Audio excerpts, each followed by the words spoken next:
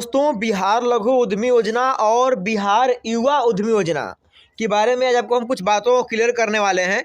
और लघु उद्यमी योजना का जो फॉर्म भरा रहा है और लास्ट में सबमिट नहीं हो पा रहा है, तो आपको हम ऑल इन्फॉर्मेशन इसमें हम कवर करके आपको समझाने का प्रयास करेंगे। तो आप लोग सब कुछ जानकारी अगर लेना है तो आप लोग सही वीडियो को देख रहे हो। चलिए वीडियो को स्टार्ट करते हैं और आपको बिहार लघु उद्यमी योजना और उद्योग विभाग का जो भी फैसिलिटी चल रहा है उसका आपको हम टोटल जानकारी A to Z इस वीडियो में पेश करने वाले हैं। वीडियो को स्टार्ट करते हैं। दोस्तों, पहले आपको जानकारी हम देना चाहते हैं कि जो बिहार लघु उद्यमी योजना है ये क्या है। तो दोस्तों, आप लोगों को मालूम है कि जो बिहार सरकार के द्वारा युवा उद्यमी योजना का जो फॉर्म फिलअप होता है हर एक साल, जिसमें कि बिहार गवर्नमेंट के द्वारा 10 लाख रुपया दे दिया जाता है, जिसमें कि बहुत सारे रोजगार होते हैं, बहुत सारी एक्टिविटीज़ होती है जिससे कि आप लोग कर सकते हैं, रोजगार कर सकते हैं, जिसमें आपको 10 लाख रुपए तक का आर्थिक सहायता प्रदान की जाती है, जिसमें आपको 50% गवर्नमेंट को भरना होता है, 50% आपका अनुदान के रूप में मिलता है। तो देखा गया कि वो जो उद्यमी योजना में काफ़ी जनसंख्या में फॉर्म भरा रहा था, बहुत सारे एप्लीकेंट लोग फॉर्म को फिलअप कर रहे थे। और भी देखा गया कि सभी लोग जो बिहार के जो नागरिक हैं वह सभी लोग एजुकेटेड नहीं है, सब लोग पढ़े लिखे नहीं हैं। तो इस सब बातों को देखते हुए और उसके बाद आर्थिक जनगणना के अनुसार पर जातीय जनगणना किया गया।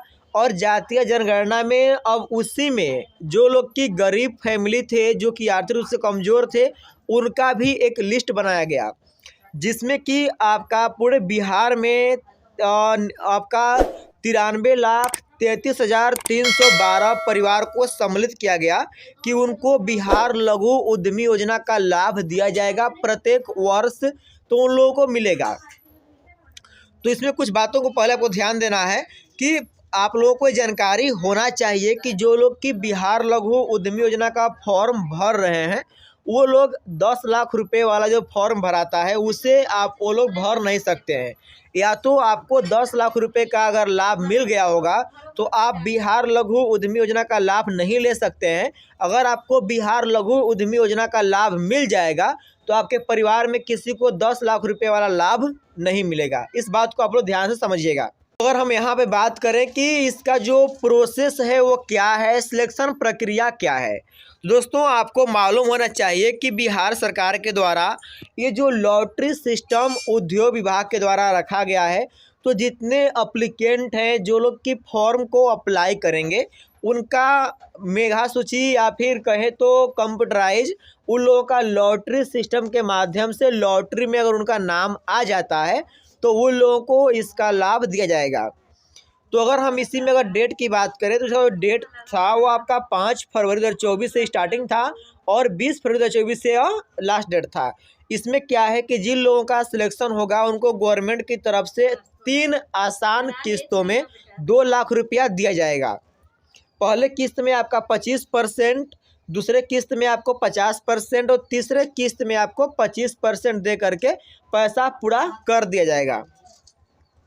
लेकिन अगर यहाँ पे अगर हम बात करें, देखिए यहाँ पे क्लियरली लिखा हुआ है कि जैसे आप लोग यहाँ पे दिखाना भी चाहते हैं कि लिखा हुआ है कि जैसे कि जो इस योजना का लाभ प्राप्त करेंगे भविष्य में मुख्यमंत्री योजना का लाभ लेने के लिए पात्र नहीं होंगे, जो कि आपको हम पहले भी बता चुके हैं।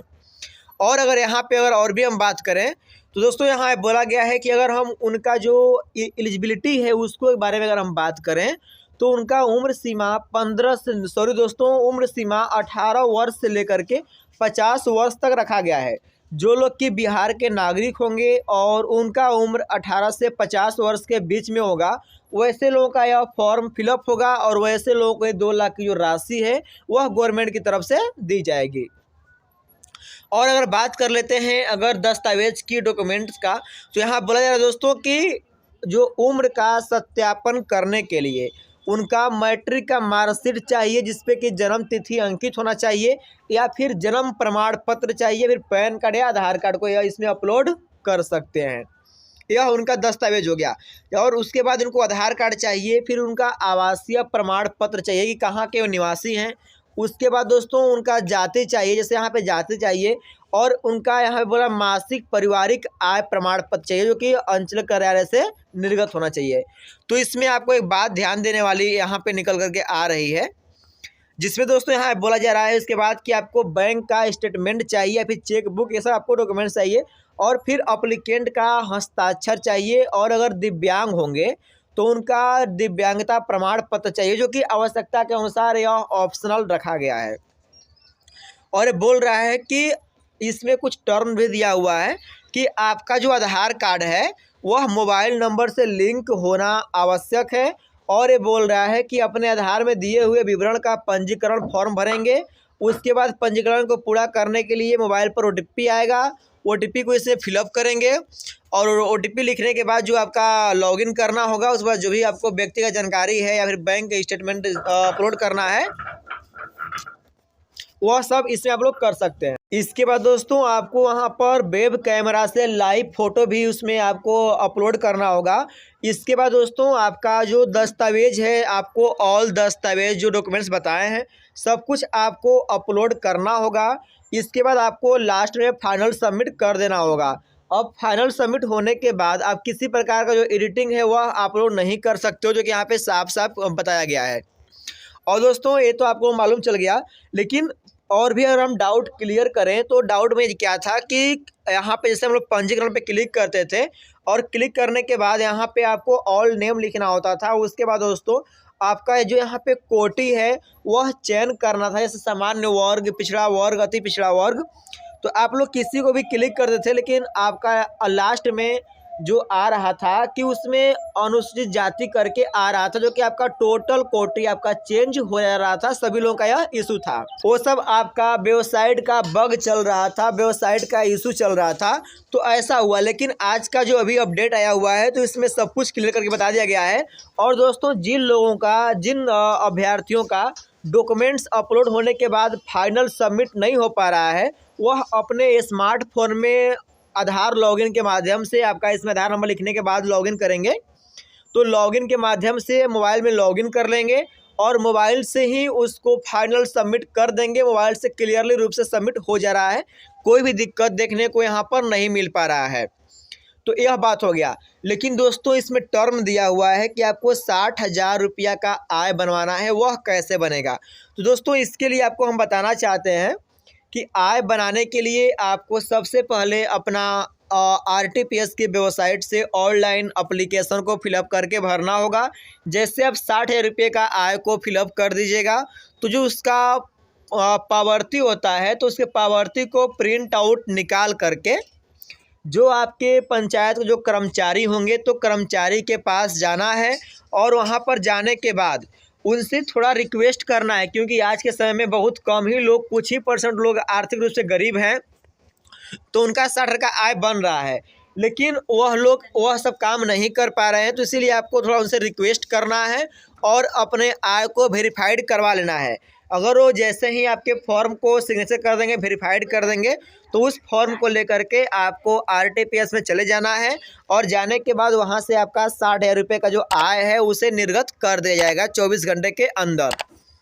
तो यह कुछ प्रक्रिया था आय को बनाने के लिए। और भी प्रक्रिया चाहिए आय को बनाने के लिए तो आप लोग अपना ब्लॉग कमेंट करें, और अगर आपका जो ब्लॉग अगर हमारे करीबी होगा तो हम कुछ आपको कमेंट के माध्यम से जुगाड़ बता देंगे और आप लोगों का आय बन जाएगा। तो दोस्तों यही कुछ जानकारी था बिहार लघु उद्यमी योजना के बारे में। लेकिन आप लोगों को बताना चाहते हैं कि जो लोग कि 2 लाख का लाभ ले लेंगे उनको फिर गवर्नमेंट के माध्यम से 10 लाख का जो लाभ है वह उनको नहीं दिया जाएगा। तो इसलिए कुछ बातों का ध्यान रखें और इस फॉर्म को फिलअप करें, और परिवार में किसी एक ही लोगों को यह लाभ मिलेगा। इसलिए दोस्तों आप लोग सही ढंग से फॉर्म को भरें और परिवार में सब कुछ डॉक्यूमेंट बनाने के बाद ही फॉर्म को फिलअप करें। तो वीडियो कैसा लगा कमेंट करके ज़रूर बताएं। कोई डाउट रह गया हो तो आप लोग कमेंट के माध्यम से सॉल्व करवा सकते हैं। दोस्तों अभी तक हमारे वीडियो को बनने के लिए बहुत बहुत धन्यवाद। तो मिलते हैं अगली वीडियो में ऐसी latest update and new topic के साथ। टाटा, जय हिंद।